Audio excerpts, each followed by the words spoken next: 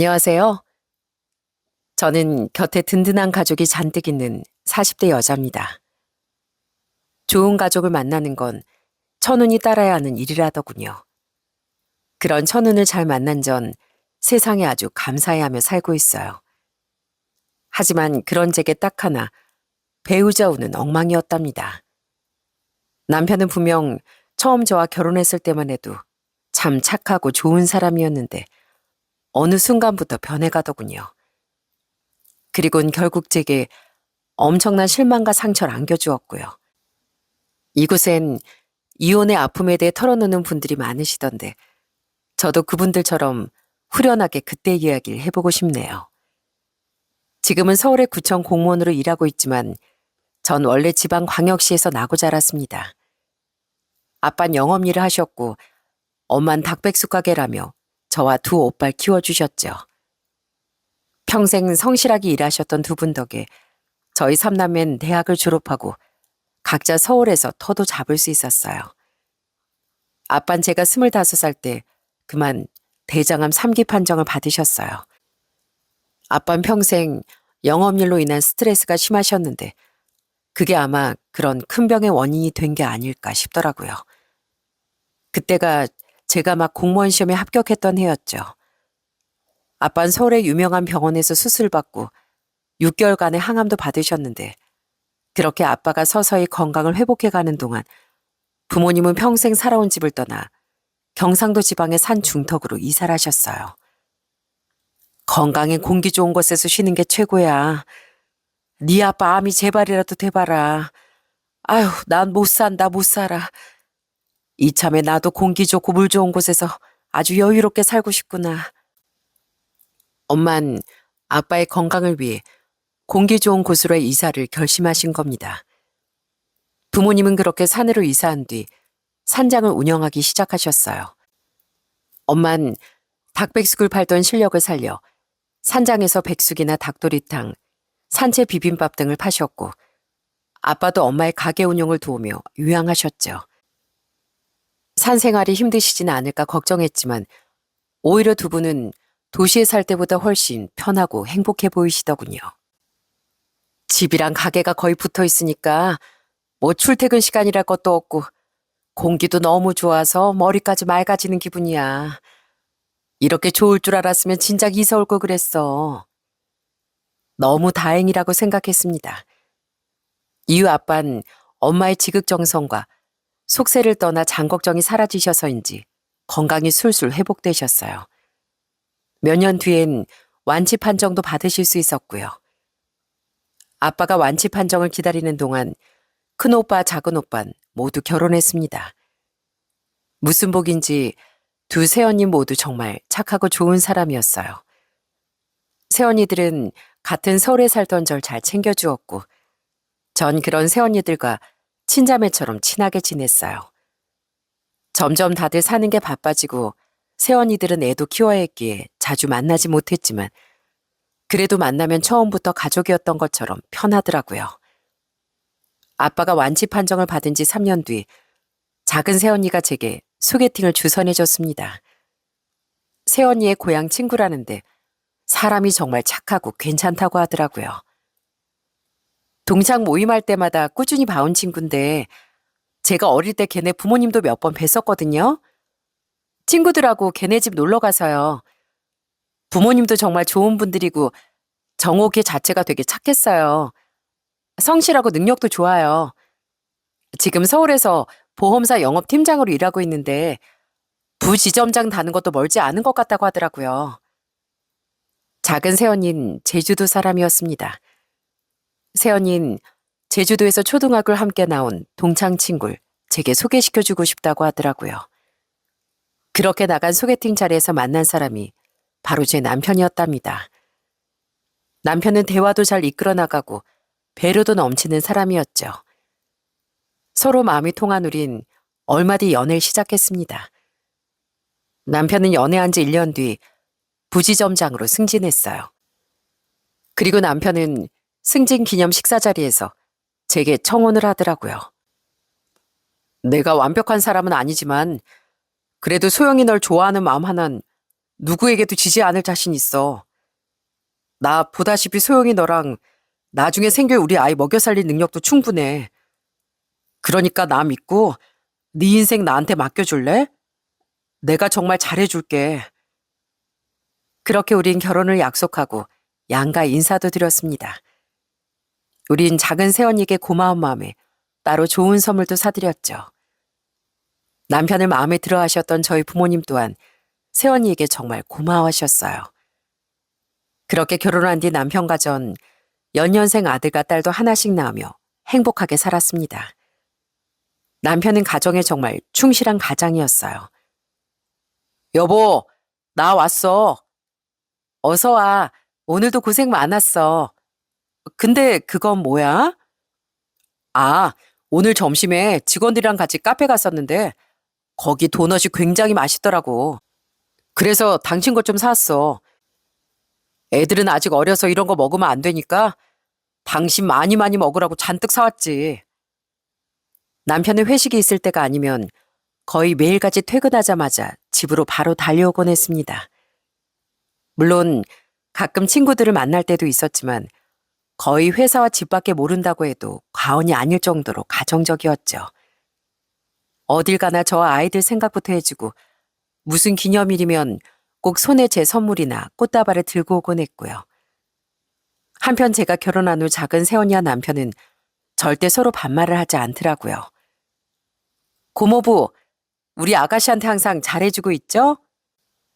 고모부가 잘못하면 제 체면까지 말이 아니게 되니까 앞으로도 우리 아가씨 좀 잘 부탁드립니다.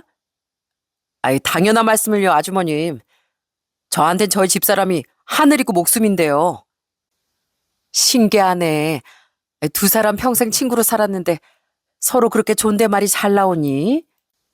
많이 노력했죠. 이제 가족인데 예의는 지켜야 할 것 같아서요. 장모님, 가끔 동창에서 만날 때도 이젠 서로 조심하려고 해요. 원래 가까운 사이일수록 조심하고 예의를 지켜야 된다고 하잖아요. 남편은 새언니를 처남때 혹은 작은 아주머니라고 불렀고 새언니는 조카의 고모부라는 뜻에 남편을 편하게 고모부라고 불렀습니다. 큰 새언니처럼요. 부모님은 새언니도 남편도 선도 지킬 줄 알고 경우도 있는 사람들이라며 많이 예뻐하셨죠. 그런 이유가 없이도 저희 부모님은 남편을 참 좋아하셨습니다. 좀 무뚝뚝했던 오빠들에 비해 남편은 두 분께 많이 살가웠거든요. 부모님은 애정의 의미로 종종 남편을 우리 막내 아들이라고 부르기도 하셨죠. 아유, 우리 막내 아들 아주 잘 먹네, 잘 먹어. 한 그릇 더 줄까? 네, 장모님.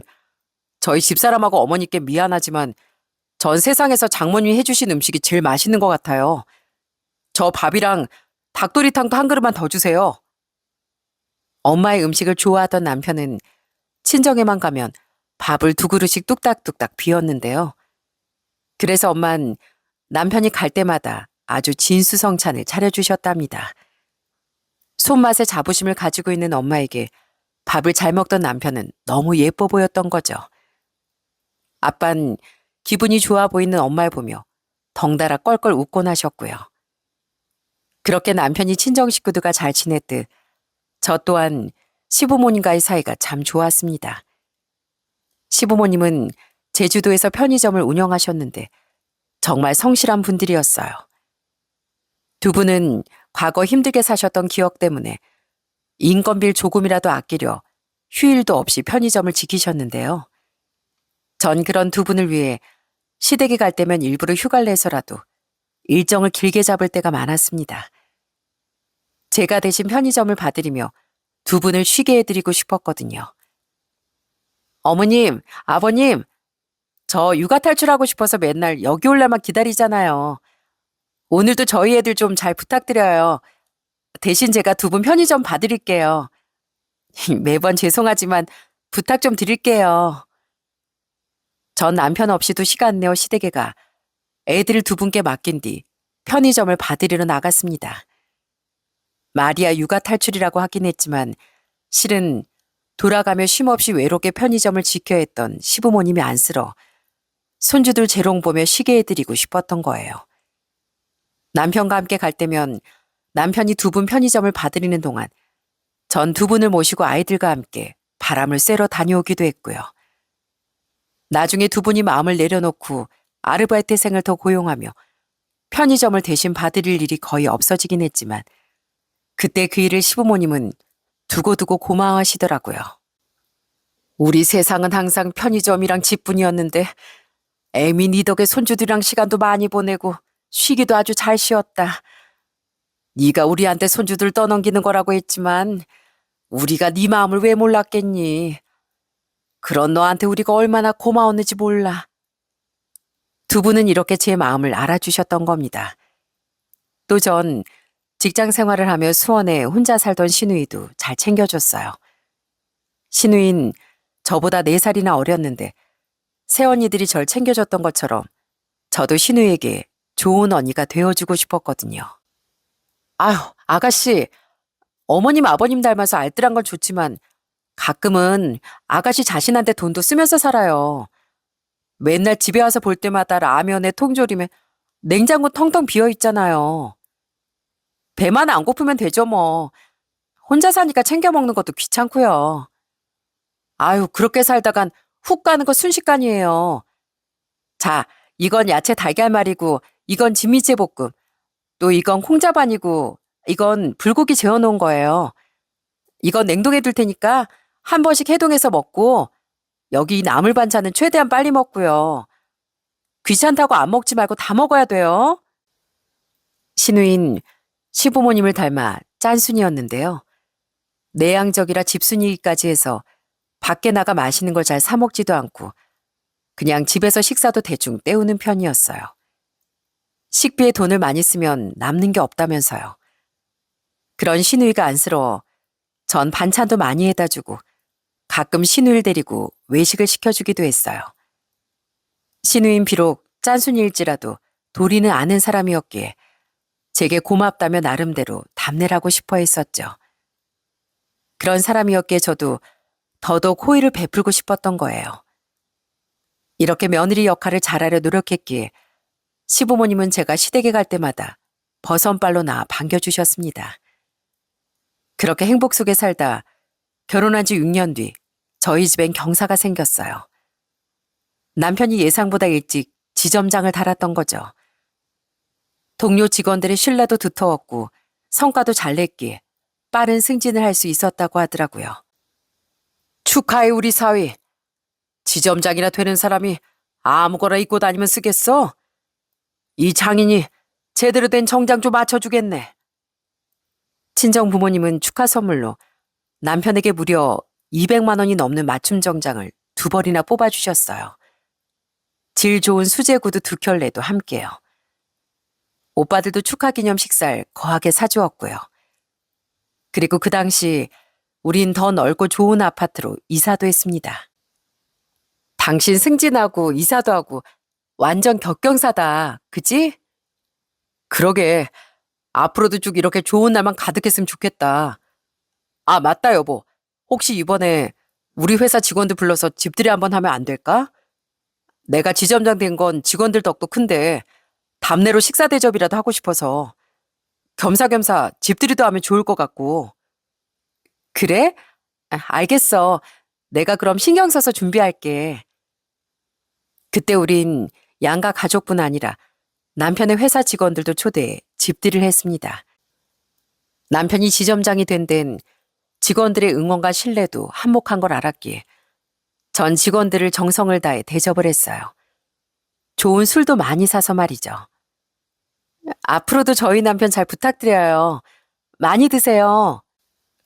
감사해요, 사모님. 근데 사모님 요리 솜씨 정말 장난 아니시다. 이래서 지점장님이 매번 퇴근하자마자 집으로 달려가곤 하셨나 봐요. 아유, 우리 장모님 요리 솜씨가 뛰어나시거든. 모전 여전이지.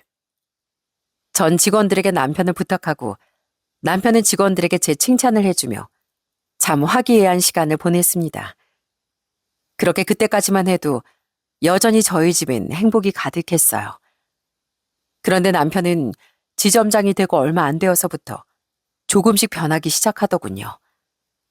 우선 회식 때가 아니면 바로 집으로 달려오던 남편이 언제부턴가 자꾸 퇴근이 늦어지기 시작하더라고요. 그와 동시에 술자리까지 잦아졌고요. 여보, 요즘 왜 이렇게 술자리가 잦아? 애들이 아빠 언제 들어오냐고 엄청 징징댔어. 요즘 아빠 얼굴 까먹겠다면서. 아니, 사회생활 하다 보면 늦을 수도 있는 거지. 사람 부담스럽게 그런 말을 왜 해? 지점장 월급을 꽁으로 주는 줄 알아? 직원들도 전보다 더 자주 챙겨야 되지. 영업도 더 활발하게 해야 되지. 부담이 장난이 아니란 말이야. 아내가 돼서 그걸 응원해줘야지. 왜 바가지를 긁으려고 해? 안 그래도 힘들어 죽겠는데. 뭐? 아니, 난 안 그러던 사람이 갑자기 그러니까 그렇게 말한 거지. 좋게 설명해주면 될 걸 왜 사람 무안을 줘? 진즉 그렇게 말해줬으면 나도 이해했지. 뭐 바가지 긁는 것처럼 들렸다면 미안하지만 당신도 말을 좀 좋게 해줬으면 좋겠어. 남편은 왜 자꾸 술을 마시고 들어오냐, 왜 늦냐고 물어도 귀찮다는 듯 피하기만 하더라고요. 그러다 서운해진 제가 아예 붙잡고 이유를 물으니 제게 저렇게 짜증을 내는 거 있죠? 평소와 너무나 다른 모습에 정말 상처받았죠. 그 뒤로도 남편은 가족과 보내는 시간이 더더욱 적어지더라고요. 그렇게 가정적이던 사람이 점점 가족은 뒷전이 되어갔습니다. 남편은 사회생활을 더 잘하려면 골프는 필수인 것 같다며 골프까지 시작했었는데요. 골프 연습을 해야 한다며 주말에도 외출을 하고 심지어 잘 만나지도 않던 친구들까지 그렇게 자주 만나러 나가더군요. 몇 번 남편과 통화할 때 재수 씨 잘 지내시죠 하고 묻던 친구들의 목소리를 들었기에 의심하진 않았지만 제 의심과 서운함은 별개였습니다. 저는 점점 남편에게 서운함을 토로하는 일이 잦아졌어요. 여보, 일 때문에 술자리 늘어나고 골프도 배우러 다니는 것까진 이해해. 근데 왜 갑자기 친구들도 그렇게 자주 만나러 다니고 쉬는 날에도 골프를 못 치러 가서 안달인 거야? 애들이 요새 당신한테 얼마나 서운해한다고. 나도 그렇고 가족끼리 얼굴 마주보고 하하호호 하면서 밥 제대로 먹은 지가 언제인 줄이나 알아? 같이 밥 먹어도 자기 먹을 거만 홀랑 먹고 피곤하다면서 들어가 버리고. 아유, 진짜 그만 좀 해. 그동안 내가 집에 얼마나 잘했어? 이만큼 좋은 남편 노릇했으면 됐지. 언제나 한결같은 사람이 어딨어. 이만큼 집에 잘했으면 나도 이제 내 인생에 더 집중하면서 좀 살자. 이젠 돈도 벌 만큼 버는데 그 돈으로 친구들도 편하게 만나고 골프 치면서 여가 시간도 좀 보내고 싶다고. 제발 그 바가지 좀 그만 긁어. 뭐? 당신 인생? 그럼 내 인생은? 당신이 집에 소홀해진 만큼 애들 보고 집안일하는 거 다 내 몫으로만 떠넘겨지는 거잖아. 난 뭐 일 안 해? 나도 일해. 언제 내가 당신 인생 그 자체라더니 이제 나하고 애들은 귀찮다 이거야? 당신 인생의 가족은 그렇게 하찮은 존재로 변한 거야? 대체 왜 요즘 말을 자꾸 그렇게 하는 건데? 그런 서운함은 점점 분노로 바뀌어갔습니다. 남편은 이젠 자기 인생을 좀 살고 싶다며 저와 아이들을 정말 귀찮아했거든요. 제가 애들이랑 어디 놀러 가자 그러다 하면 무슨 잡상인 대하듯 오만상을 찌푸리며 자리를 피했고 제가 서운함을 토로하면 절 이해심 없는 사람처럼 몰아붙이더라고요. 그렇게 서서히 저와의 사이가 멀어지며 남편은 제 친정에조차 점점 가지 않으려고 하더라고요. 너무 슬펐습니다. 그렇게 다정하고 좋은 사람이었는데 어떻게 이렇게 변할 수가 있나 싶었죠. 그런데 남편이 지점장을 단 지 1년 뒤 저희 친정에 청천벽력 같은 일이 생기더군요. 네? 아빠가 아니라 엄마가 암이라고요? 그래, 내가 재발이 안 돼서 겨우 한숨 돌렸더니 네 엄마가 유방암이란다. 우리 집이랑 암이랑 무슨 원수라도 진 사이인 건지 원. 엄만 건강검진으로 인해 유방암이 발견되셨던 거예요. 다행히 이 기로 너무 많이 진행된 상태는 아니었기에 엄만 서울의 병원에서 수술받은 뒤 3차례 항암 치료를 받고 집으로 내려가셨답니다. 원래 2기엔 6차례 정도 항암 치료를 받는 경우가 많다는데 다행히 엄만 2기 중에서도 초기라 항암 기간이 좀 짧았던 거죠.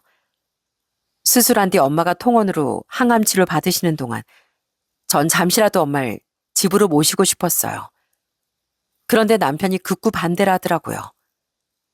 방이 남는 것도 아니고, 솔직히 나 불편해.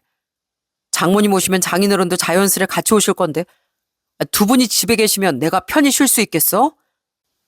속옷에 런닝셔츠만 입고 있을 수도 없고, 옷도 다 갖춰 입어야 하잖아. 무엇보다 당신하고 내 사이도 요즘 별로 안 좋은데, 아무 일도 없던 척 두 분 앞에서 억지로 연기까지 해야 하는 거 아니야? 아우, 난 싫어. 당신이 행동만 똑바로 해봐. 우리 사이가 나빠지나. 우리 엄마가 계셔봤자 뭐 1년을 계셔? 반년을 계셔? 치료받으시는 몇 달만 좀 모시자는 건데 그게 그렇게 어렵니? 첫째 날 둘째 우리가 데리고 자면 방도 마련해 드릴 수 있고 옷이야 좀 입고 있을 수도 있잖아. 아빠가 아프실 땐 큰오빠랑 큰새언니가 모셨으니까 이번엔 내가 좀 모시고 싶다는데 그걸 이렇게 결사반대해? 당신 진짜 너무한 거 아니야? 엄마가 당신을 얼마나 예뻐하셨는데. 남편에게 너무 서운하더군요. 전 시부모님이 어쩌다 서울로 올라오시면 그렇게 지극정성으로 모셨는데 암까지 걸린 엄마를 절대 못 모시겠다는 남편의 말이 괘씸하기까지 하더라고요. 그런 불편한 분위기를 눈치챈 엄만 결국 작은 오빠네 머무셨습니다. 자신이 결혼하기 전엔 큰 새언니가 저희 아빠를 모셨었으니 이번엔 자신이 저희 엄마를 돌봐드리고 싶다고 고집한 작은 새언니의 뜻에 따라서요. 그런 새언니에게 고마우면서도 제 남편에 대한 원망은 쉽사리 사그라들지 않았죠. 점점 변하던 남편에게 실망하고 있었지만 아픈 저희 엄마를 홀대하기까지 한 남편에게 그때 정말 크게 실망했습니다. 심지어 남편은 엄마가 서울에 계신 동안 문병도 잘 안 가고 안부 전화는 정말 한 통도 걸지 않더라고요. 때문에 남편에 대한 제 마음은 아주 많이 다쳐버렸고요. 우리 사이엔 대화도 거의 사라졌죠. 그 와중에 남편은 자신에게 매우 쌀쌀맞아진 제 눈치도 보지 않고 더 신나서 멋대로 돌아다니더라고요. 그렇게 엄마가 다시 친정집으로 돌아가신 지 3달쯤 지났던 어느 날, 전 평소처럼 엄마가 걱정돼 전화를 걸었습니다. 그런데 엄마의 목소리에 너무 힘이 없는 거예요. 소영아. 엄마, 목소리가 왜 그러세요? 어디 아프세요? 감기균이 좀 있는데 병원 다녀왔으니까 신경 안 써도 돼. 병원에서도 괜찮다고 했어. 편찮으시다는 엄마의 말에 걱정이 물밀듯이 밀려오더라고요. 아빠에게 다시 전화를 걸었더니 아빠도 걱정 말라고 하시더라고요. 하지만 아무리 병원에서 괜찮다고 했어도 너무 걱정이 되는 거예요. 암 수술과 항암치료를 마친 지 그리 오래되지도 않은 상태였으니까요. 마침 다음 날이 주말이었기에 전 엄마에게 다녀오려고 했습니다. 그런데 당시 저도 구청 계단에서 발목을 삐끗해 아직 깁스를 하고 있던 터라 애들을 데리고 운전해 친정에 다녀오기가 힘든 상태였어요. 그래서 고민 끝에 전 남편에게 부탁을 했습니다. 미안한데 주말에 일 없으면 나랑 엄마한테 좀 다녀와 줬으면 좋겠어. 엄마가 몸이 좀 안 좋으시대. 항암 끝난 지 몇 달 되지도 않아서 아무래도 너무 걱정돼서 말이야. 근데 보다시피 내 발이 이렇잖아. 당신 우리 부모님 얼굴 본 지도 오래됐으니까 겸사겸사 애들 데리고 같이 좀 다녀오자. 어? 싫어. 나 내일 골프 치러 가야 돼. 그리고 무엇보다 나 산 타는 거 싫어. 솔직히 이제와 하는 말이지만 거기 가는 거 너무 힘들어. 차 대고 한참 걸어 올라가야 되잖아. 그러니까 갈 거면 당신 혼자 다녀와. 기차를 타든 고속버스를 타든 하면 되잖아. 나 나가야 되니까 애들은 당신 친구들이나 형님들한테 부탁하고. 정말 어렵사리 꺼낸 이야기인 걸 알면서도 남편은 그걸 단번에 거절해버리더군요. 그것도 인상을 팍 쓰며 제가 무슨 못할 말을 꺼낸 듯 굴더라고요. 산타기가 힘들다는 말에 헛웃음이 다 났습니다. 물론 차를 대고 좀 걸어 올라가야 하긴 하지만 딱 2, 3분 걸리는 거리였거든요. 남편은 그냥 친정에 가기 싫어서 핑계를 댔던 거예요. 고작 2, 3분도 못 걸어갈 체력으로 골프는 어떻게 치니? 당신 진짜 못됐다. 암 걸린 우리 엄마한테 제대로 안부 한번 안 묻더니 변해도 정말 몰상식하게 변했어. 그리고 애는 뭐 나 혼자 낳았어? 당신은 무슨 총각대처럼 주말에 골프 치고 싶으면 치러 가고 평일에 술 먹고 싶으면 술 먹고 다 다니면서 애들은 무조건 내 책임이야? 그럴 거면 그냥 나가서 총각 행세하고 살아. 나랑 살지 말고. 아, 진짜. 당신이랑 무슨 말을 못하겠어. 내가 무슨 말만 하면 사람을 이상하게 만들잖아. 그럼 원래 먼저 골프 약속이 있었는데 어쩌라고? 그리고 걸어서만 2, 3분이지. 차 끌고 산 올라가는 것도 충분히 힘들거든. 아무튼 난 안 간다고 했어. 할 말이 없어진 남편은 평소처럼 신경질을 내며 자리를 벗어나 버렸습니다. 진짜 없던 정도 뚝뚝 떨어졌죠. 이후 전 그냥 저 혼자 대중교통을 타고 친정에 다녀오려고 했어요. 애들은 잠시 큰오빠네나 작은오빠네 맡기려고 했고요. 그런데 엄마가 편찮으시다는 말을 듣고 작은오빠네와 큰오빠네도 모두 친정으로 가겠다고 하더라고요. 덕분에 전 애들을 데리고 오빠를 차를 얻어 타며 친정에 다녀올 수 있었답니다. 그리고 그때 오빠들과 새언니들은 제 남편에 대해 분통을 터뜨렸죠.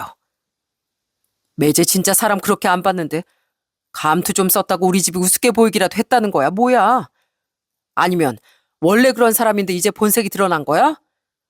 어떻게 어머니가 편찮으시다는데 걱정 한마디를 안 할 수가 있어? 특히 작은 새언니는 제게 정말 많이 미안했습니다. 남편과 절 이어준 사람이 새언니였으니까요.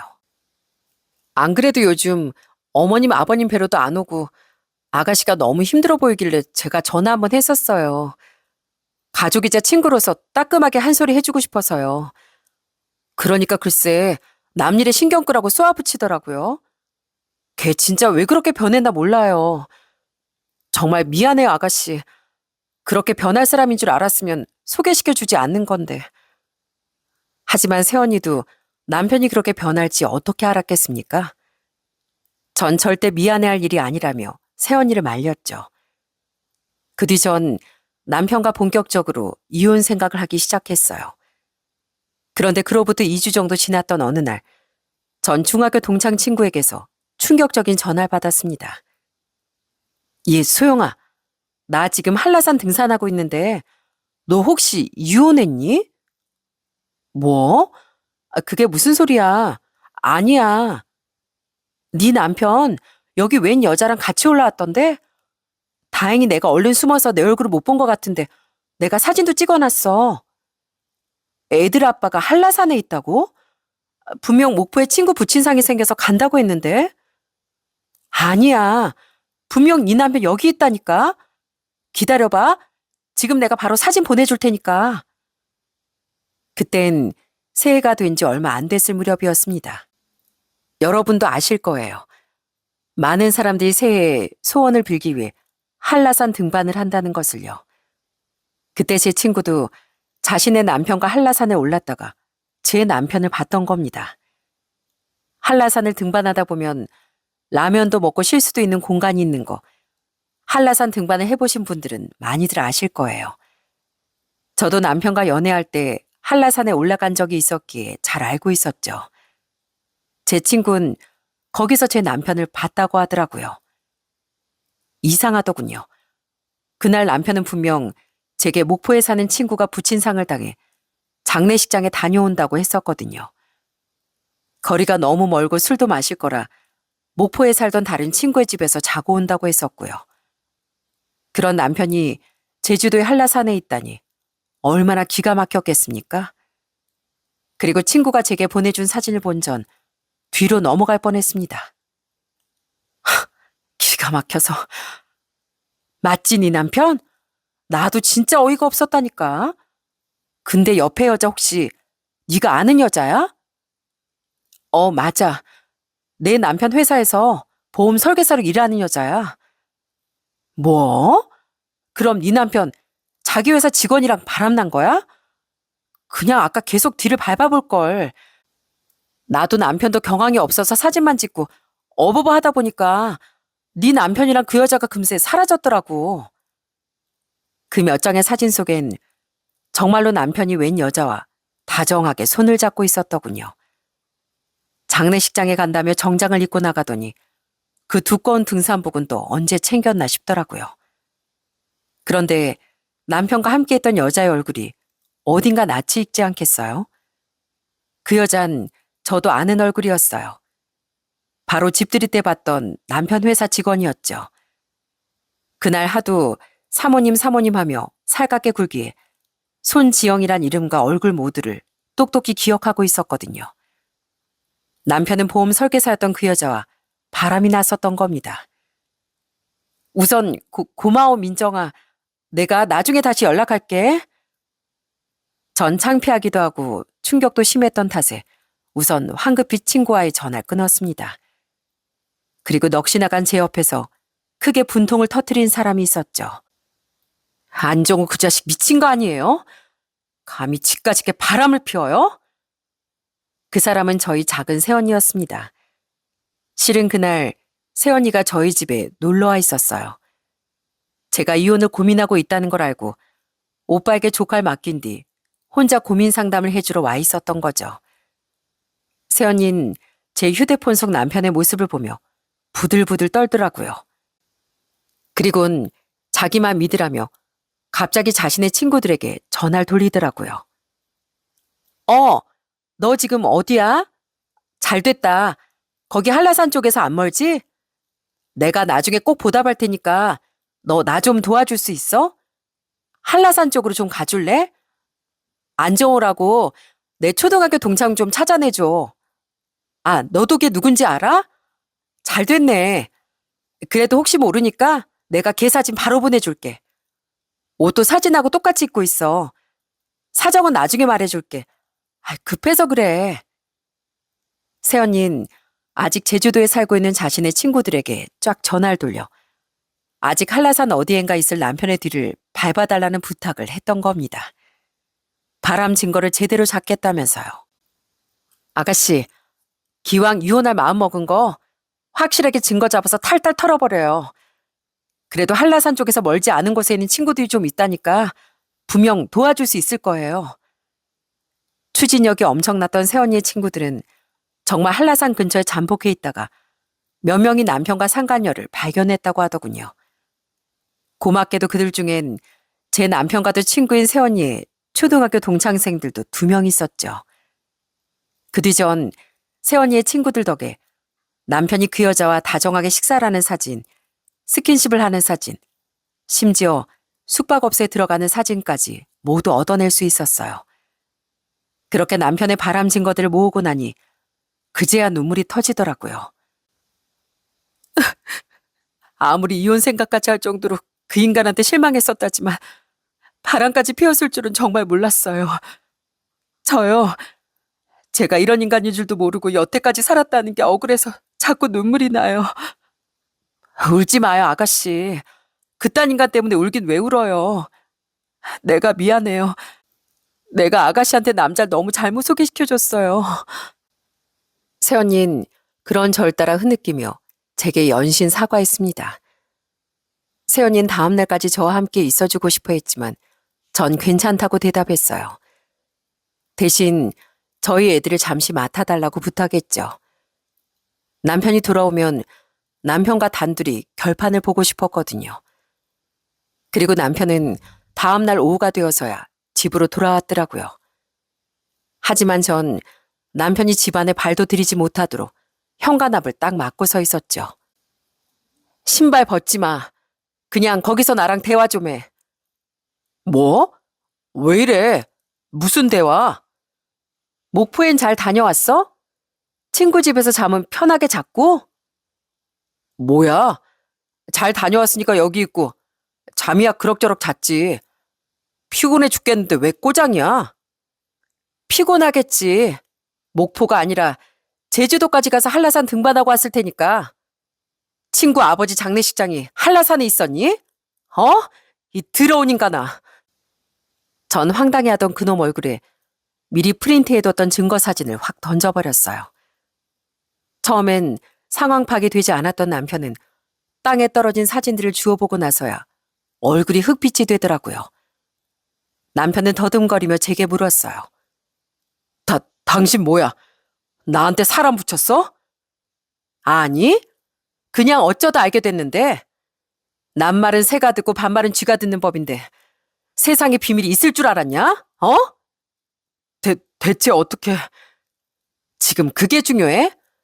당신 바람 피우느라 그렇게 변했던 거구나, 어? 그 여자, 저번에 집들이에 왔던 여자 맞지? 당신보다 7살이나 어린 여자. 당신 동생하고 동갑인 여자. 동생 같은 여자 꼬셔서 그렇게 재미 보고 싶었니? 그럼 당신 집들이에 있을 때도 그 여자랑 이미 그렇고 그런 사이였던 거야? 바람 피우는 여자 집에 불러들여서 나한테 음식 대접하게 한 거냐고. 전 그런 그놈에게 악에 받쳐 쏘아붙였습니다. 남편은 당황한 나머지 말을 더듬으며 변명을 하더라고요. 아니야. 그땐 정말 아무 사이 아니었어. 아직 만난 지 8개월 정도밖에 안 됐단 말이야. 진짜야. 아, 8개월 정도밖에 안 되셨어요? 왜? 그 여자가 당신이 지점장 되니까 달라 보였대?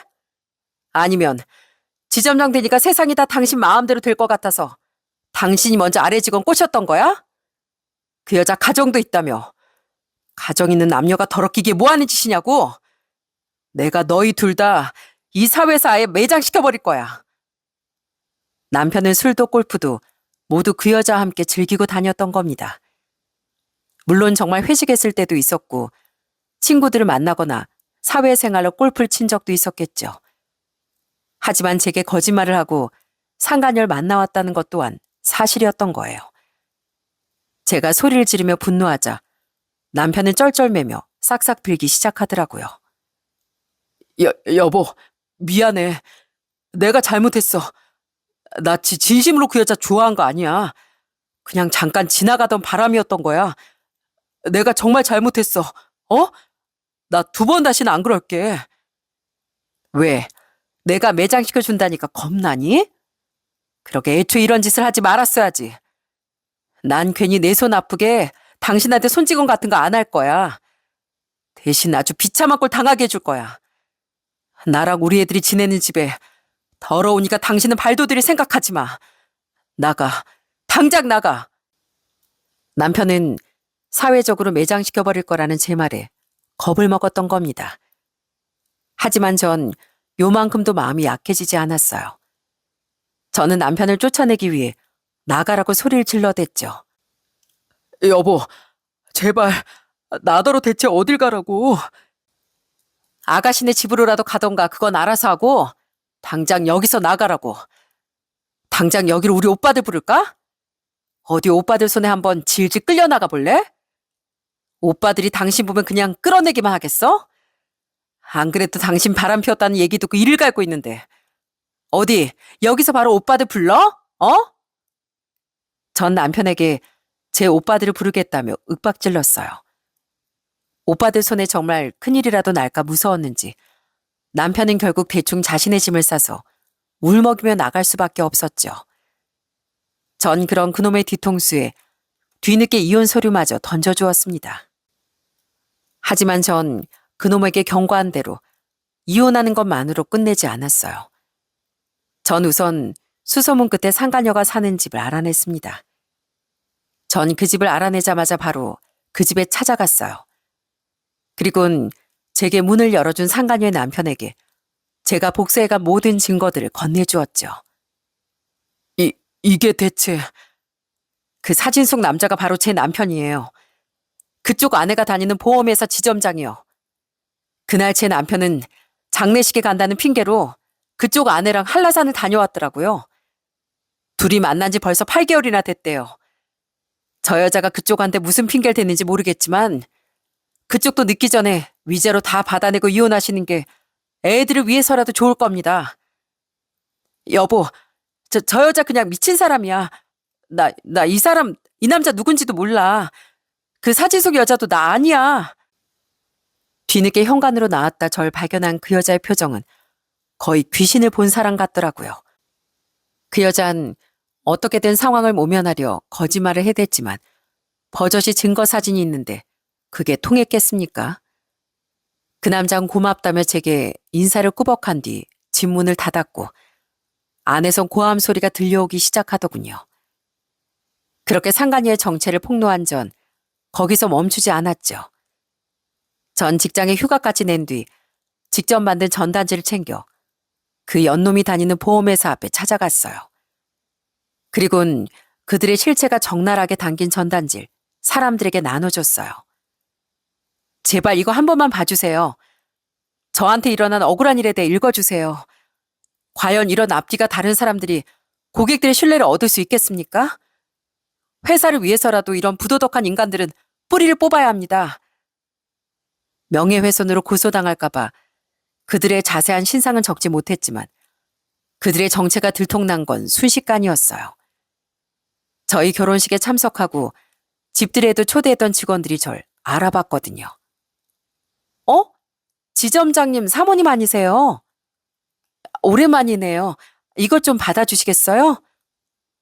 헐, 이거 설마 지점장님이랑 손지영 씨 얘긴가?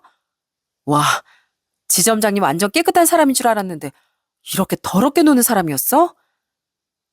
생각해보니까 요즘 손지영 씨 실적이 너무 좋지 않았어? 이거 무슨 특혜라도 받았던 거 아니야? 절 알아본 직원들은 전단지를 읽어본 뒤 바로 그들의 정체를 알아냈던 거예요. 그들은 놀라서 입을 틀어막으며 숙덕거리더라고요. 그렇게 전단지를 뿌린 지 얼마 뒤 남편은 제게 전화를 걸어 난리를 치더군요. 당신 진짜 이렇게까지 해야겠어? 지금 윗선에서 난리 났어. 심지어 내가 지영 씨한테 보험 실적 밀어준 것까지 다 들통나게 생겼다고. 설계사들이 내가 분명 무슨 특혜를 줬을 거라고 난리쳐서 지금 감사까지 들어갈 것 같단 말이야. 지금 지영 씨는 창피해서 출근도 못하고 있고. 들어보니 저로 인해 회사가 아주 발칵 뒤집혔던 모양입니다. 더 대박이었던 건 알고 보니 상간녀의 남편이 경찰이었다고 하더라고요. 상간녀의 남편은 당시 임시로 숙박업소에서 지내고 있던 남편을 찾아가 이렇게 으름장을 놨다고 해요. 내가 경찰이라 차마 니놈 얼굴을 날려버리지 못하지만 나 평생 당신 지켜볼 거야. 살면서 앞으로 바닥에 휴지라도 하나 버려봐. 내가 항상 예의주시하고 있다가 당신 아주 노이로제 걸리게 만들 테니까. 진심인지 아닌지 모르겠지만 상간녀의 남편은 자신의 사회적 위치를 이용해 남편에게 겁까지 줬던 겁니다. 남편은 자기 인생을 꼭 이렇게 꼬이게 만들어야 했냐며 울먹거리더군요. 전 그런 그놈에게 차갑게 대꾸하곤 전화를 끊어버렸죠. 내가 꼬이게 했냐? 네가 네 손으로 직접 네 인생 꼰 거지. 그럼 나랑 우리 애들 가슴 이렇게 큰 상처를 줘놓고 당신 인생은 무사할 것 같았어? 천만의 말씀 만만의 콩떡이야. 이제 이혼설에 사인할 준비나 해. 그 뒤 결국 상간년 바로 회사를 그만뒀다고 합니다. 남편도 감사에 들어간 뒤 사람들의 시선을 못 이기고 제 발로 회사를 나왔다고 하더라고요.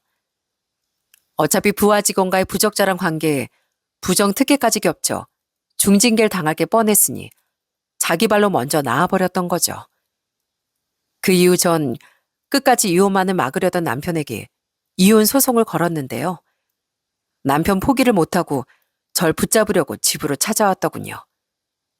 하지만 운도 없지 그날은 새언니들과 오빠들까지 절 걱정하는 마음에 모두 저희 집에 찾아왔던 날이었거든요.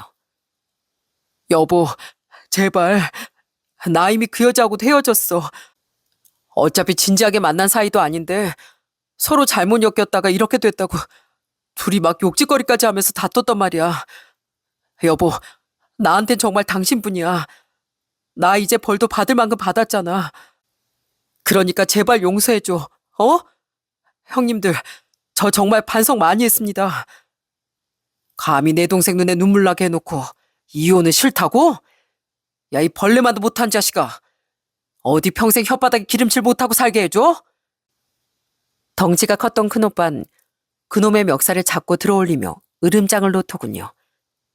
그놈은 캑캑거리며 발버둥 쳤지만 소용없었고 작은 오빤 큰오빠 뒤에서 그놈을 이글거리는 눈빛으로 노려보고 있었죠. 그리고 작은 새언니는 겨우 큰오빠의 소나기에서 풀려난 그놈에게 달려가 냅다 뺨을 후려쳐버리더라고요. 아! 야, 박경아, 너까지 나한테 이럴 거야? 너까지? 너 때문에 내가 친정에서 고개를 못 들고 살아. 알아? 우리 아가씨 좋은 사람이니까 꼭 행복하게 만들어달라고 내가 얼마나 부탁했어?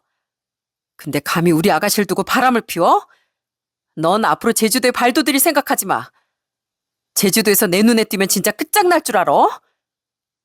그렇게 전 든든한 가족들 덕에 힘 하나 들이지 않고 그놈을 쫓아낼 수 있었답니다. 그리고 뒤늦게 모든 이야기를 들은 시부모님은 제주도에서 서울까지 올라와 제 손을 잡고 눈물로 사과하시더군요. 정호 그놈은 뭘 잘했다고 우리한테 억울하다 하소연을 하더구나. 그래서 빗자루를 아주 혼쭐을 내줬다. 아니 어떻게 그놈이 그럴 수가 있단 말이니. 미안하다 애미야. 너 절대 그놈 받아주지 마라. 제게 전화를 걸어 사과한 건 신우이도 마찬가지였습니다. 그렇게 다른 식구들은 모두 좋은 사람들이었는데 어쩌다 그놈만 그런 금수가 되었을까 싶더라고요. 이후 전 남편과 이혼에 성공했고 아이들은 제가 데려올 수 있었습니다. 남편은 위자료를 포함해 불리한 재산 분할과 더불어 아이들이 성인이 될 때까지 양육비도 제게 지급해야 했죠. 전 상간녀에게서도 위자료를 받아낼 수 있었는데 상간녀 또한 자기 남편에게 이혼당했다고 하더군요. 그리고 두 연놈은 상간녀의 남편에게도 각각 위자료를 줘야 했다고 하더군요. 그렇게 가정을 배신하고 서로의 욕망을 우선시하던 두 연놈은 비참한 최후를 맞이하게 됐습니다. 마지막으로 전 제게 큰 도움을 준 제 친구와 작은 새언니의 친구분들께 모두 감사 인사를 전하고 작게나마 마음을 담아 사례도 해드렸어요. 물론 작은 새언니에게도 고마움을 표하려고 했는데 새언니는 자신은 자격이 없다며 끝까지 거절하더라고요. 그렇게 이혼한 뒤 전 다른 동네로 이사해 아이들과 잘 지내고 있습니다. 다행히 저희 엄마는 지금 완전히 건강을 회복하고 완치 판정만 기다리고 있죠. 예전엔 엄마가 아빠를 지극히 간호했다면 이번엔 아빠가 엄마를 지극정성으로 간호해 주신 덕분인 것 같습니다. 제 이혼이 절 걱정하시던 엄마의 건강에 악영향을 끼치진 않았을까 정말 노심초사했는데 정말 다행이었어요. 저의 이사로 전보다 저와 집이 더 가까워진 오빠들과 새언니들은 혼자 두 아이를 키우게 된 절 걱정하며 여전히 절 많이 챙겨주고 있답니다. 특히 작은 새언니는 2년이 지난 지금까지도 제게 너무 미안해하고 있어요. 진짜 자다가도 가끔 그놈 꿈을 꿔요. 너무 열이 받아서요. 정말 미안해요, 아가씨. 나만 아니었어도. 아니에요, 새언니. 정말 좀 괜찮다니까요. 누굴 원망하려거든 남자 보는 눈이 없었던 저 스스로 원망하는 게 맞죠. 하지만 전 전혀 작은 새언니를 원망하고 있지 않습니다. 저를 향한 새언니의 마음은 처음부터 끝까지 호의뿐이었다는 걸 알고 있으니까요. 원망은 잘못한 놈에게만 퍼부어야지 제 소중한 가족에게 왜 서운한 마음을 가지겠어요? 전 아주 가끔씩 시부모님과 연락을 주고받고 있습니다. 끝까지 제게 미안해하셨던 분들이기에 아주 가끔이나마 손주들 얼굴을 보여드리고 지내고 있죠. 두 분은 그래도 아들이라고 차마 전 남편과의 연을 끊지 못했다고 하시더군요.